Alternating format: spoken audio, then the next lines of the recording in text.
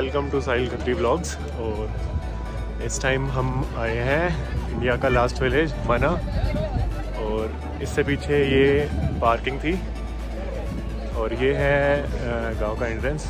चलते हैं अंदर। वैसे जैसे बोला जाता है कि लास्ट विलेज ऑफ इंडिया है, पर यहाँ पे अब सारे स्ट्रक्चर जो हैं वो दोबारा बन चुके हैं। जो पुराने वाला आर्किटेक्चर होता था पहाड़ों का, वो अब शायद यहाँ देखने को नहीं मिलेगा। भैया इधर वाला कौन है भैया? बाकी इधर शॉप्स पे से भी जो पहले ओरिजिनल हैंडमेड कपड़े मिलते थे वूल के, ट्राई करते हैं लेने की, कुछ मिलेगा तो अच्छा। बाकी चांसेस कम ही है, सब कुछ लग तो नहीं रहा है कि ये हैंडमेड होगा। देखते हैं। ऐसे ही पतली पतली गलियाँ हैं और पेंट वर्क बहुत बढ़िया हुआ है, अभी भी चल रहा है कुछ जगह पे, बहुत बढ़िया बढ़िया पेंट हुआ है दीवारों पे। बाकी अभी स्ट्रक्चर बन रहे हैं। मना समुद्र तल से ऊंचाई 10,133.5 फीट, बहुत ऊपर है। अभी कुछ नए स्ट्रक्चर बन रहे हैं।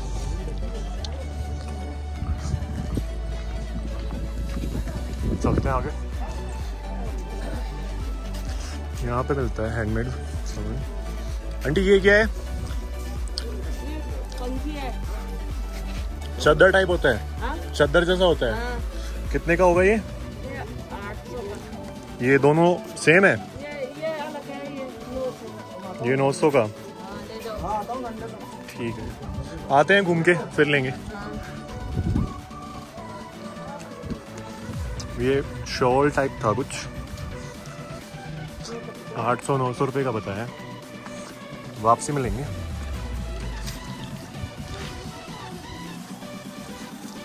अब यहाँ पे रेस्ट हाउस वगैरह भी बन चुके हैं, जैसे गांव वालों ने अपना सोर्स ऑफ इनकम बढ़िया कर रखा है।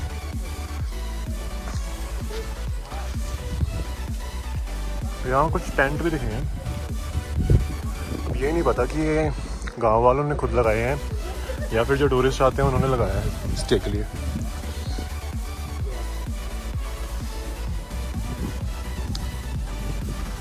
कैफ़े बहुत खुल चुके हैं अभी, फास्ट फूड और चाइनीज़ सब कुछ मिलता है।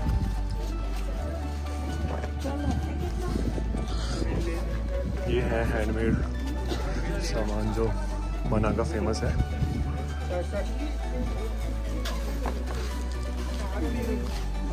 ये होता है तरीका बनाने का, और इसके बाद इन्हीं के फिर ये कपड़े बनाते हैं। तो ये चीज़ें भी बहुत कम देखने को मिलती हैं।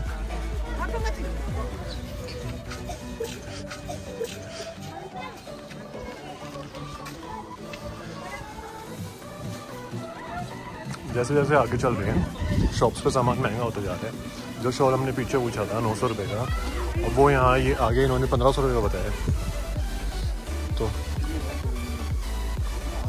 ये शायद विलेज है, हमें जाना है इस साइड। गणेश गुफा उधर है। भीम पुल चलते हैं पहले चलते हैं भीम पुल। प्लान चेंज, पहले चलते हैं गणेश गुफा। पुराने महाभारत का लेखन स्थल श्री गणेश गुफा।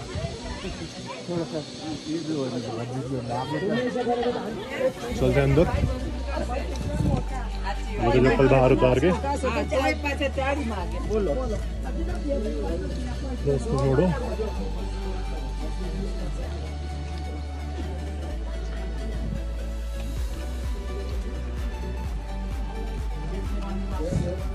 ये है गणेश गुफा। यहाँ बैठ के लिखा गया है महाभारत।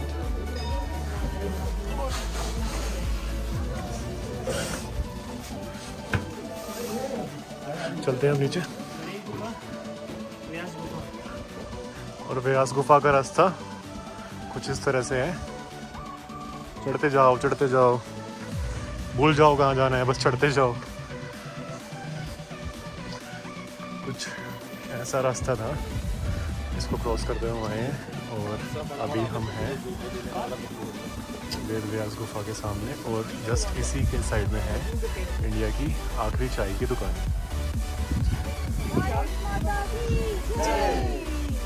चलते हैं अंदर।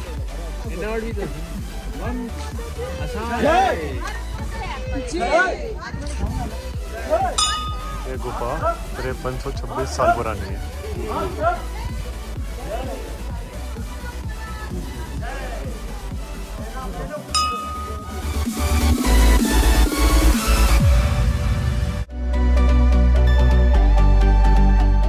चलते हैं सर भीमपुल की साइड।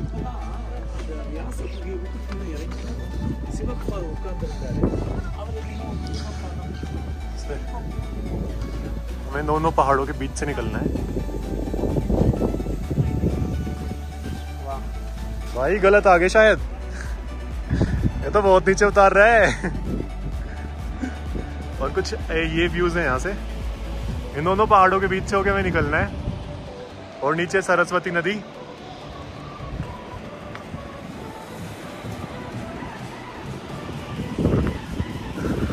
बहुत ज़्यादा स्टीप है।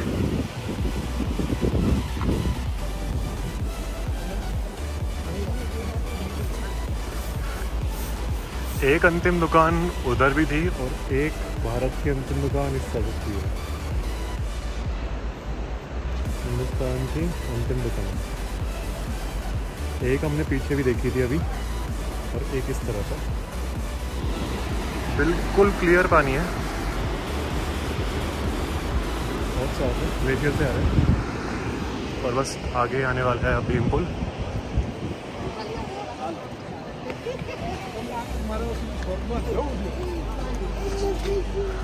थोड़ा सा और आगे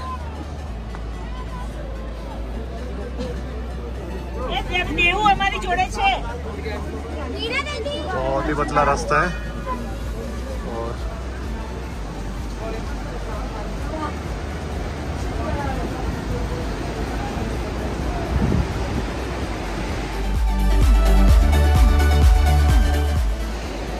और अभी इस वक्त हम भीमपुल पे चल रहे हैं। इतना पुराना पुल है ये, और अभी तक 2022 तक ये चल रहा है। बहुत बड़ा पत्थर है ये, गुजरात में कर्नाटका, जो सरस्वती नदी के ऊपर से होके रखा हुआ है। हिंदुस्तान की अंतिम दुकान, और एक और हिंदुस्तान की अंतिम दुकान। माना विलेज में हिंदुस्तान की इतनी सारी अंतिम दुकानें हैं। वॉशरूम है क्या? अभी दिखाते हैं आपको भीमशिला और सरस्वती नदी।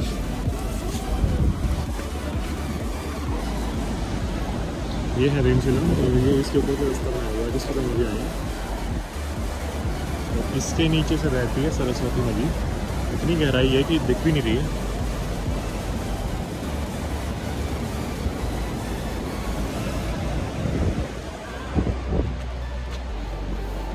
कैसा एक्सपीरियंस है?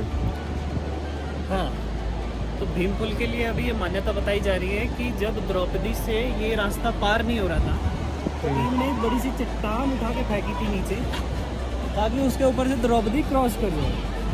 उस चट्टान को भीमपुल कहते हैं, और ये चट्टान आज भी यूं की त्यों है, और अब भी इसको यूज़ कर रहे हैं। चलते हैं अब आगे।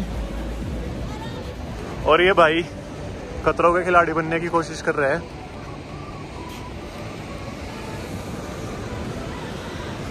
तैरना आता है? ये भी सही है।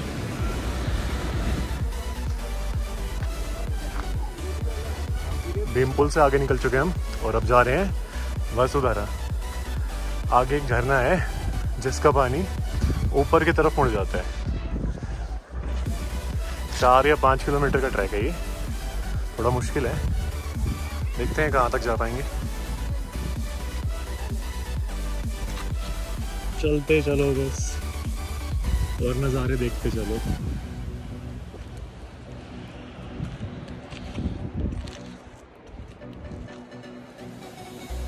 बहुत बढ़िया व्यूज़ आ रहे हैं। और अराउंड 1 किलोमीटर हमारा कवर हो चुका है। बस 4 और बाकी है।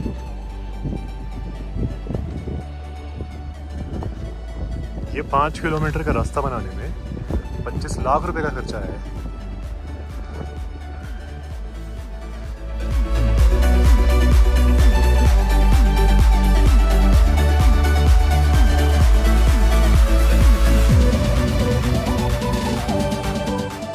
अब जो रास्ता है वो कच्चा हो गया है पूरा, इससे पहले सारा पक्का रास्ता था।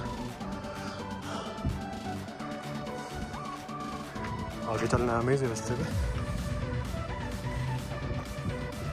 जैसे जैसे आगे चल रहे हैं ट्रैक का एल्टीट्यूड बढ़ रहा है और एलिवेशन भी बहुत ज़्यादा बढ़ रहा है। अब थकावट ज़्यादा हो रही है। तो शायद हमारा 3-3.5 किलोमीटर का ट्रैक हो चुका है।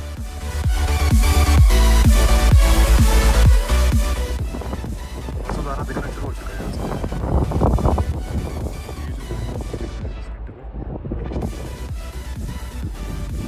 क्या मौसम है, क्या नज़ारे हैं और क्या ट्रैक है।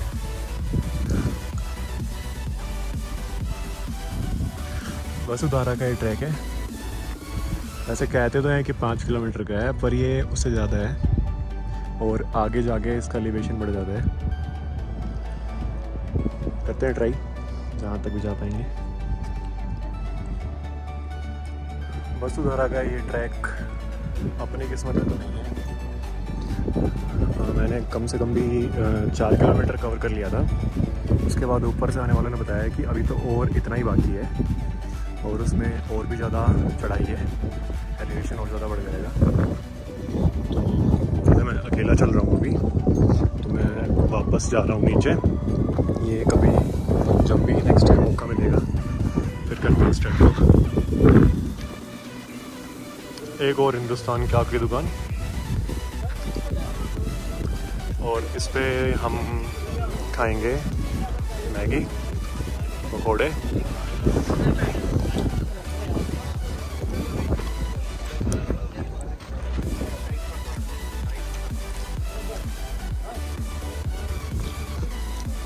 क्या खा रहा है भाई?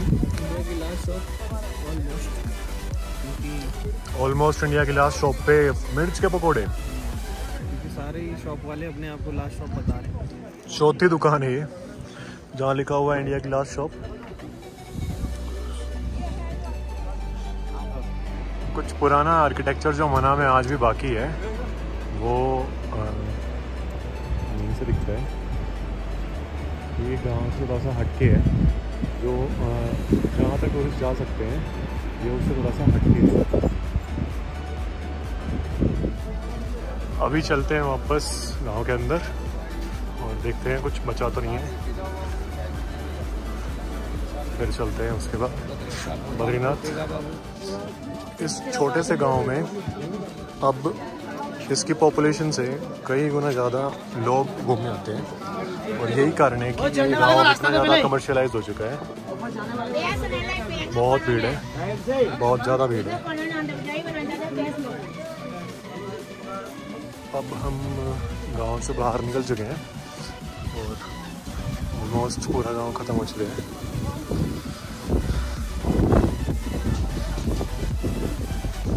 अभी चलते हैं नीचे पार्किंग में और चलते हैं फिर बद्रीनाथ। तो ये छोटा सा एक व्लॉग मना गांव का, इसको भी हम ख़त्म करते हैं यहाँ। थैंक्स फॉर विजिट मना गांव।